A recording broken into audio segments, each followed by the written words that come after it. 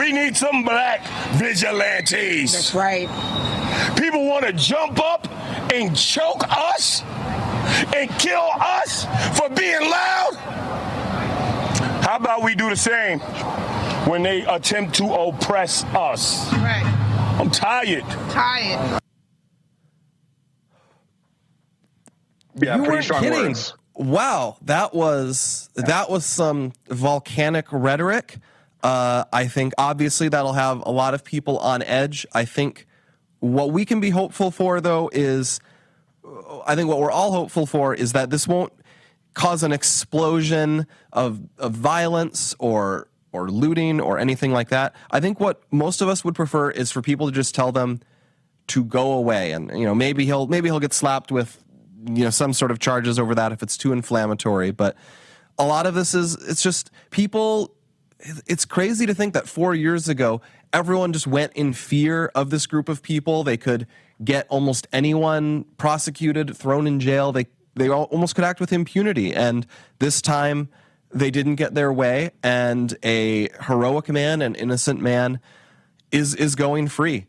And I know I'm celebrating. I guess I don't, you're a reporter. I don't want to expect you to celebrate off the cuff, but I think this was the right outcome in the case, and I know a lot of people were following this, and it's good to see that people didn't get the tunnel vision of thinking that the protesters who were right outside, who were not going to work that day and were just coming in to protest during the trial, that they were not the mob that would just get its way.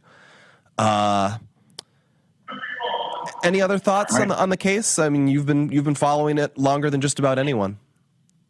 Yeah, I guess the biggest thing is that it's not over yet. We have potentially the civil trial. If you recall, Bernie Getz, he was acquitted, but then had this major civil trial afterwards, in which a judgment was levied against him, tens of millions of dollars. Apparently, his livelihood is still affected by this. So this is certainly a victory for Daniel Penny, but it's not the end of the road. And it's also not the end of the road in terms of the public reaction. In the days after the original lack of charges against Penny and the protests following, protesters had been arrested with accusations of throwing Molotov cocktails and such. In fact, that hearing was during this trial. So the story is certainly not over. Joe, thank you very much, and thank you for coming on. And I'm taking in the full extent of what this is all going to mean. And I think you're correct that a big thing we need to focus on is it doesn't end here. We have to, obviously, if you can donate to support him, if his Give, Send, Go is still operating, we'll want people to support that.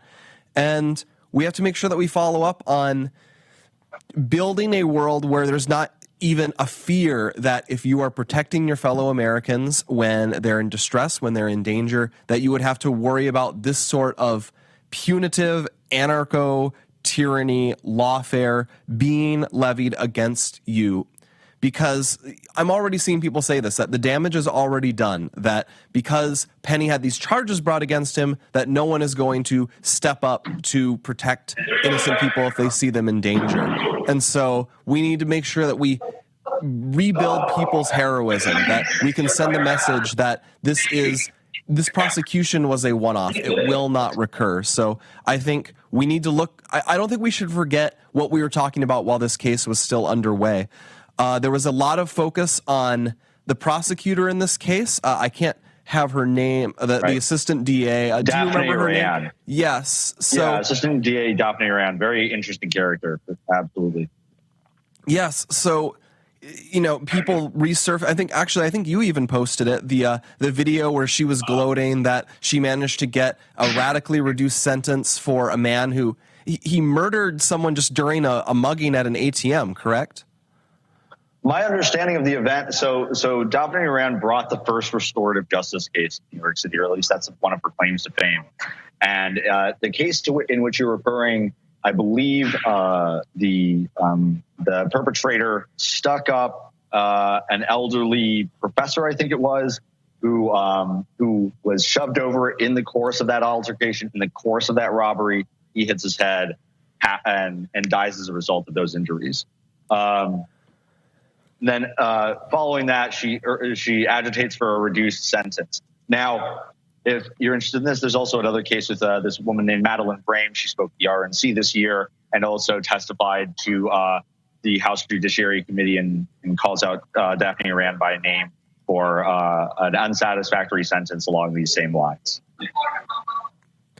All right. Thank you. All right, we're just 30 seconds out. So I think, again, do you have a social media people want to follow or a publication where people can read your work? Sure, yes. My Twitter is, you can follow me on Twitter on @JBRUCJ. I'm Joseph Bruker, and I'll be writing up on this for IM 1776.